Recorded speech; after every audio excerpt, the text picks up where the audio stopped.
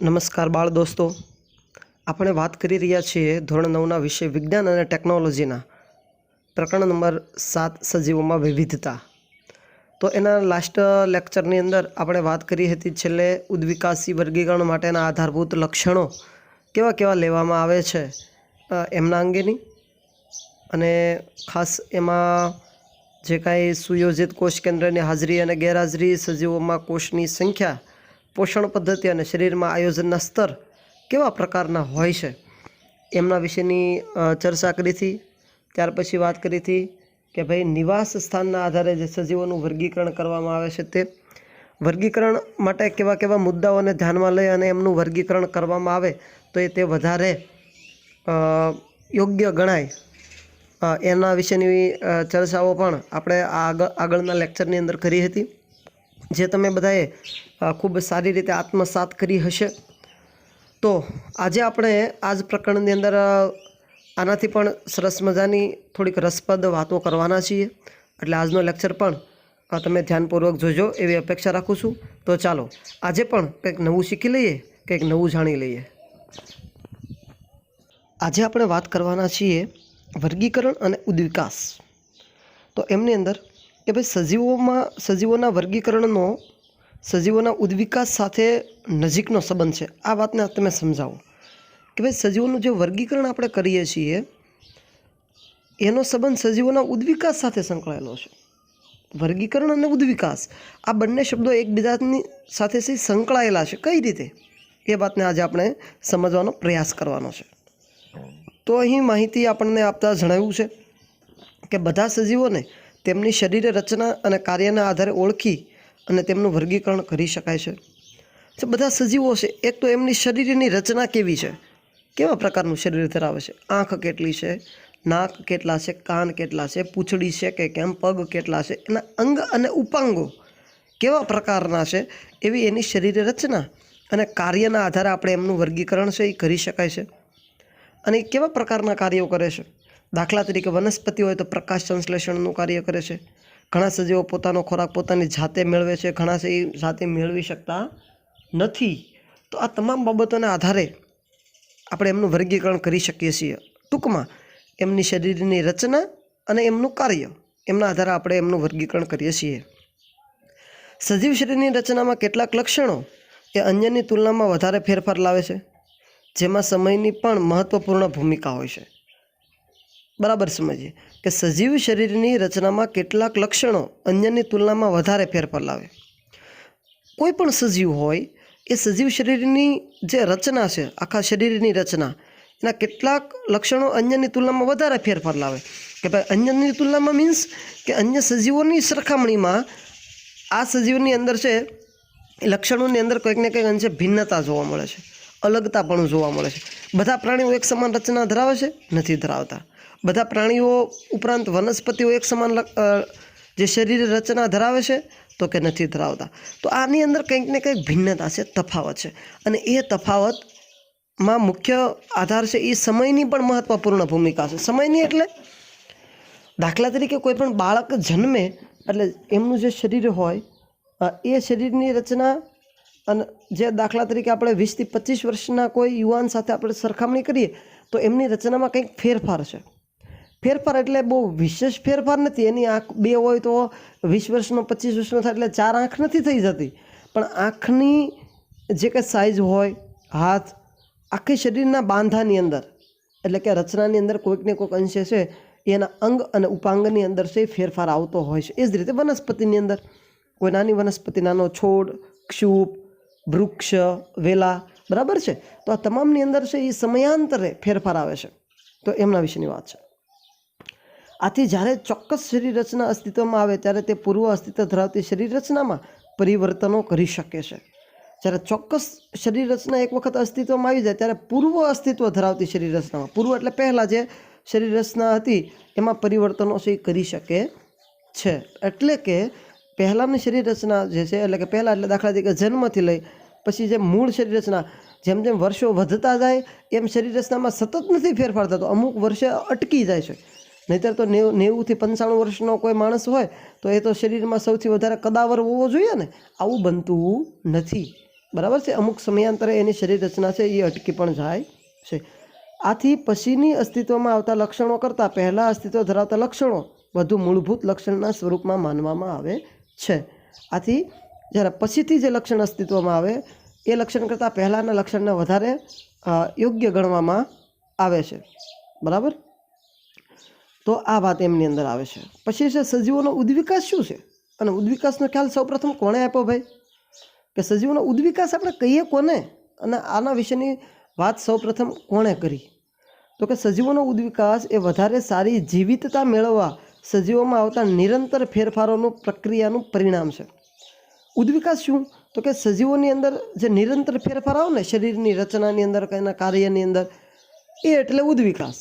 આપણે સૌપ્રથમના પહેલા લેક્ચરની અંદર પણ આ વાત કરી હતી એમ કે જન્મથી અને મૃત્યુ સુધી જે શરીર રચનામાં અને અન્ય કોઈ પણમાં ફેરફાર આવે ને એ ઉદ્વિકાસ છે. અને ઉદ્વિકાસ દ્વારા સાદા અને સરળ સ્વરૂપના સજીવોમાં ક્રમશઃ જટિલ સ્વરૂપના ઉચ્ચ સજીવોનું નિર્માણ થયું છે. અને આ ઉદ્વિકાસમાં શું થાય કે ભાઈ સાદા અને સરળ સજીવો હોય એ ક્રમશઃ જટિલ અને ઉચ્ચ સજીવો બન્યા, એટલે સાદા અને સરળમાંથી જટિલ અને ઉચ્ચ બન્યા છે. તો એ ખ્યાલ આવી જાય ને બરાબર. ઉદ્વિકાસનો ખ્યાલ સૌપ્રથમ ચાર્લ્સ ડાર્વિને 1859માં તેમના પુસ્તક the origin of species by means of natural selection, એટલે કે જાતિનો ઉદ્વિકાસ, એમની અંદર આપ્યો હતો. તો આ ખાસ પ્રશ્ન યાદ રાખીએ, ખાસ પૂછાય તો ઉદ્વિકાસનો ખ્યાલ સૌપ્રથમ કયા વૈજ્ઞાનિકે અને ક્યારે આપ્યો? તો કે ચાર્લ્સ ડાર્વિને 1859માં. કયા પુસ્તકમાં આપ્યો? તો કે the origin of species by means of natural selection. ગુજરાતીમાં એને કહીએ તો જાતિનો ઉદ્વિકાસની અંદર છે એમણે ઉદ્વિકાસનો ખ્યાલ સૌપ્રથમ છે એ આપવાનો પ્રયાસ કર્યો છે અને આપ્યો છે. બરાબર, તો સમજાઈ ગયું ને કે સજીવોનો ઉદ્વિકાસ શું છે અને આ ઉદ્વિકાસનો ખ્યાલ છે એ સૌપ્રથમ કોણે આપ્યો? તો આ બાબતની વર્ગીકરણ અને ઉદ્વિકાસની અંદર છે એ આપણે વાત કરવાની હતી. તો આ બંને પ્રશ્નોના ઉત્તર તમને બધાને ખૂબ જ સારી રીતે સમજાઈ ગયા હશે. ચાલો, તો હવે આ જ પ્રકારની થોડીક વિશેષ માહિતી પણ પ્રાપ્ત કરી લઈએ. હવે પ્રશ્ન એવો પૂછાય છે કે વર્ગીકરણ અને ઉદ્વિકાસ વિશે માહિતી આપો. તો હવે વર્ગીકરણ અને ઉદ્વિકાસ કોને કહેવાય એની અમુક અંશે આપણને ખ્યાલ આવી ગયો. ઉદ્વિકાસ કોને કહેવાય અને વર્ગીકરણ કહેવાય. હમણાં બંનેની વ્યાખ્યા પણ આપણે, વર્ગીકરણ એટલે વિભાજન કરવું, અને ઉદ્વિકાસ એટલે કે ભાઈ જન્મથી લઈને અંત સુધી એમાં જે કંઈ શારીરિક બંધારણમાં અને એના કાર્યમાં ફેરફાર આવે ને એને આપણે ઉદ્વિકાસ કહીએ છીએ. ચાલો જોઈએ કે બધા સજીવોને તેમની શરીર રચના અને કાર્યના આધારે ઓળખી તેમનું વર્ગીકરણ કરી શકાય છે. વર્ગીકરણ એટલે આ છે કે ભાઈ એને શરીરની રચના અને કાર્ય અને એના આધારે એને ઓળખી અને એનું વર્ગીકરણ કરવામાં આવે એ વર્ગીકરણ. શરીરનું બંધારણ એટલે કે એમની રચનામાં કેટલાક લક્ષણો અન્ય લક્ષણોની સાપેક્ષે વધારે પરિવર્તન લાવે છે. શરીરનું જે રચનાનું બંધારણ હોય ને એમાં અમુક લક્ષણો એવા હોય કે એ અન્ય લક્ષણ કરતાં વધારે પ્રમાણની અંદર પરિવર્તન લાવતા હોય છે. અમુક લક્ષણોની અંદરનું પ્રમાણ છે એ સતત ને સતત વધતું રહેતું હોય છે. પૂર્વ અસ્તિત્વ ધરાવતી શરીર રચનામાં આવા પરિવર્તનો દ્વારા ચોક્કસ નવી શરીર રચના ઉદ્વિકસિત થાય છે. કે ભાઈ પૂર્વ અસ્તિત્વ એટલે પહેલાં અસ્તિત્વ ધરાવતી શરીર રચનામાં આવા પરિવર્તનો ચોક્કસ રીતે નવી શરીર રચનામાં ઉદ્વિકસિત થાય છે એમ. એટલે કે એમાં નવી શરીર રચનાની અંદર એનો ઉદ્વિકાસ છે એ થતો હોય છે. શરીર રચનાના અગાઉના લક્ષણોને મૂળભૂત લક્ષણોના સ્વરૂપમાં માનવામાં આવે છે. કે ભાઈ શરીર રચનાની અંદર અગાઉના એટલે કે પૂર્વના જે લક્ષણો છે એ લક્ષણોને મૂળભૂત લક્ષણ તરીકે કે ભાઈ મુખ્ય લક્ષણ તરીકે એમને માનવામાં આવે કે જે અગાઉના લક્ષણો હોય છે એ એમના મૂળભૂત લક્ષણો તરીકે છે એ ઓળખવામાં આવે છે. તો આ વાત છે વર્ગીકરણ અને ઉદ્વિકાસ. તો હવે આપણને એ વાત સારી રીતે સમજાય છે કે ભાઈ વર્ગીકરણ અને ઉદ્વિકાસની અંદર મુખ્યત્વે તફાવત છે એ કેવા પ્રકારનો રહેલો છે અને એની અંદર શું આવે છે. બરાબર છે, તો એ વાત આવે છે વર્ગીકરણ અને ઉદ્વિકાસ વિશે. ચાલો હવે આગળ જોઈએ. હજુ પણ આપણે વર્ગીકરણ અને ઉદ્વિકાસ વિશે જ અભ્યાસ કરી રહ્યા છીએ. તો અગાઉ આપણે જોયું એ પ્રમાણે કે કેટલાક સજીવ સમૂહોની શરીર રચનામાં પ્રાચીન સમયથી અત્યાર સુધી કોઈ ખાસ ફેરફારો થયા નથી. તેમને પ્રાચીન અથવા તો આદિ સજીવ તરીકે ઓળખવામાં આવે છે. તો આદિ સજીવ કોને કહેવાય એની વ્યાખ્યા છે આ. બરાબર યાદ રાખીએ કે ભાઈ જે સજીવ સમૂહોની શરીર રચનામાં પ્રાચીન સમયથી અત્યાર સુધી કોઈ ફેરફાર ન થયો હોય એને પ્રાચીન અથવા તો આદિ એટલે પ્રાથમિક પણ કહી શકાય અને પ્રાચીન પણ કહી શકાય એવા સજીવ તરીકે ઓળખવામાં આવે છે. તેમની શરીર રચના પ્રમાણમાં સરળ છે, એકદમ સરળ રચના ધરાવે છે. કેટલાક સજીવ સમૂહોની શરીર રચનામાં પર્યાપ્ત ફેરફારો જોવા મળે છે. કેટલાક સજીવ સમૂહો એવા છે કે એમના શરીર રચનામાં પર્યાપ્ત એટલે કે અમુક અંશે એના શરીરની અંદર છે કંઈક ને કંઈક ફેરફારો છે એ જોવા મળતા હોય છે. ઉદ્વિકાસને કારણે તેમાં જટિલતાઓ પ્રવેશતા જટિલ શરીર રચના ધરાવતા નવા સજીવો વિકાસ પામે છે. બરાબર યાદ રાખીએ કે ઉદ્વિકાસના કારણે, ઉદ્વિકાસ એટલે શું હવે સમજાઈ ગયું ને, હમણાં આગળ જ આપણે અભ્યાસ કર્યો એ પ્રમાણે. તો આ ઉદ્વિકાસના કારણે તેમાં જટિલતાઓ પ્રવેશતા જટિલ શરીર રચના ધરાવતા નવા સજીવો વિકાસ પામે. જટિલતા એટલે કે ભાઈ શરીરના જે અંગોની અંદર વધારે જટિલતા જોવા મળે, એ જટિલતાના કારણે જટિલ શરીર રચના થાય. એટલે કે જટિલ શરીર રચનાના આધારે જટિલ સજીવોનો વિકાસ થાય છે અને એમની અંદર એમનું નિર્માણ થતું હોય છે. સજીવના ઉદ્વિકાસની સમજ સૌપ્રથમ ચાર્લ્સ ડાર્વિને 1859માં તેમના પુસ્તક the origin of species by means of natural સિલેક્શનમાં રજૂ કરી. એટલે કે જાતીય ઉદ્વિકાસ. બરાબર છે, એ તો હમણાં આપણે અભ્યાસ કર્યો છે કે ઉદ્વિકાસની સૌપ્રથમ સમજ કોણે આપી? તો કે ચાર્લ્સ ડાર્વિને 1859માં. કયા પુસ્તકમાં આપી? બરાબર યાદ રહી, the origin of species by means of natural selection. એમની અંદર એમણે એટલે કે જાતિનો ઉદ્વિકાસ, ગુજરાતી એમના નામ છે, બરાબર, એમની અંદર એમણે એમની રજૂઆત છે એ કરી હતી. આ સમજૂતી પ્રમાણે અત્યારે જોવા મળતા સજીવો તેમના અસ્તિત્વ માટે આવશ્યક એવા નિરંતર ફેરફારોની પ્રક્રિયાનું પરિણામ છે. આ સમજૂતી પ્રમાણે એટલે કે આ જે ઉપર આપણે જે કાંઈ સમજૂતી પ્રાપ્ત કરી છે ને એ પ્રમાણે અત્યારે જોવા મળતા સજીવો તેમના અસ્તિત્વ માટે આવશ્યક એવા નિરંતર ફેરફારોની પ્રક્રિયા, એટલે કે હાલ આપણને જે સજીવો આધુનિક સજીવો છે, આદિ સજીવની આધુનિક સજીવો, બરાબર છે, તો એમની અંદર છે એક નિરંતર ફેરફાર એટલે કે સતત ફેરફારો છે એ જોવા મળે છે. સમયની સાથે સરળ સ્વરૂપના સજીવોમાં થતા ફેરફારો દ્વારા જટિલ સ્વરૂપના સજીવોનું નિર્માણ થવાની ક્રિયાને ઉદ્વિકાસ કહે છે. ફરી વખત ઉદ્વિકાસની વ્યાખ્યા આવી છે, તો ફરી વખત આપણે એનો અભ્યાસ કરી લઈએ કે ભાઈ સમયની સાથે સરળ સ્વરૂપના સજીવોમાં થતા ફેરફારો દ્વારા જટિલ સ્વરૂપના સજીવોનું નિર્માણ થવાની ક્રિયાને ઉદ્વિકાસ કહે છે.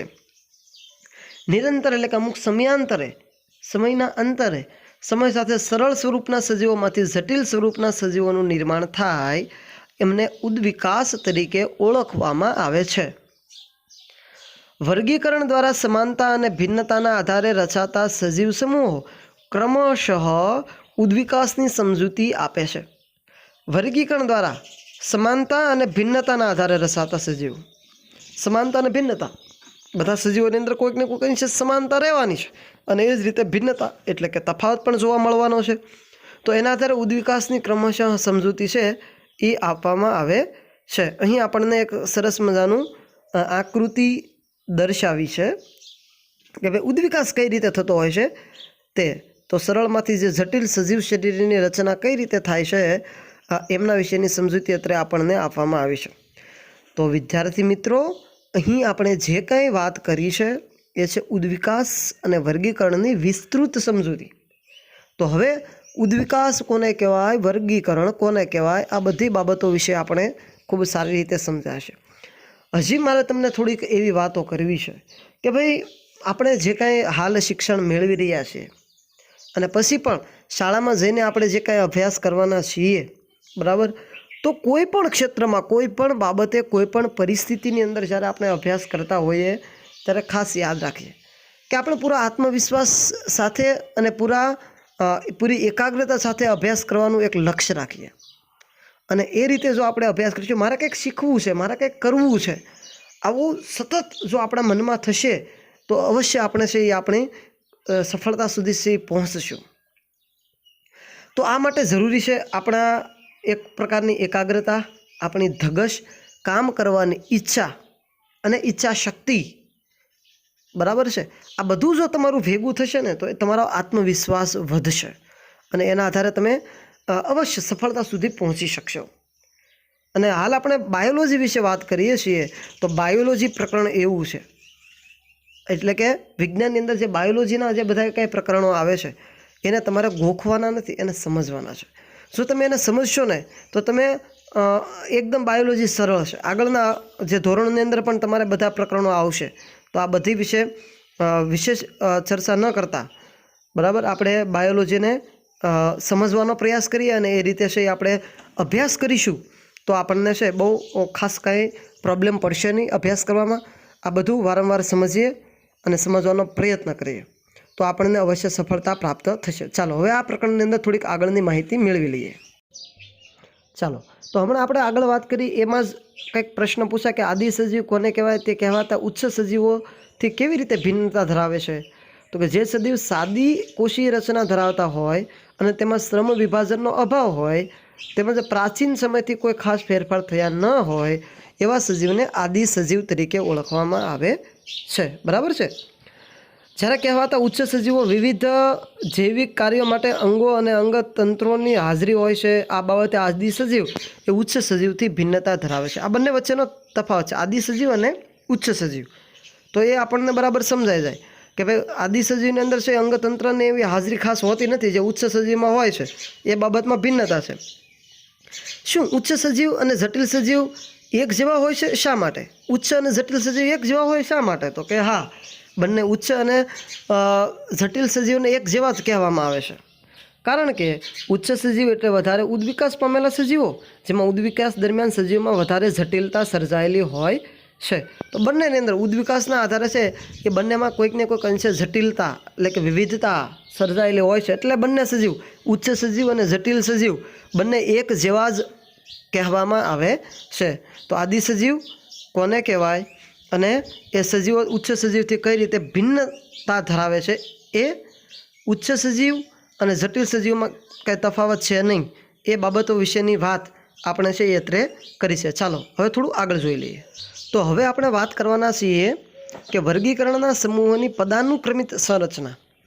જે વર્ગીકરણના અલગ અલગ સમૂહો છે ને એમની જે રચના કેવા પ્રકારની હોય છે, પદાનુક્રમ એટલે કે વિવિધ પદની અંદર ક્રમાંકમાં કેવા કેવા પ્રકારની રચના ધરાવે છે, એમના વિશેની વાત હવે આપણે કરવાના છીએ. ખૂબ અગત્યનું છે, બરાબર ધ્યાન રાખીએ.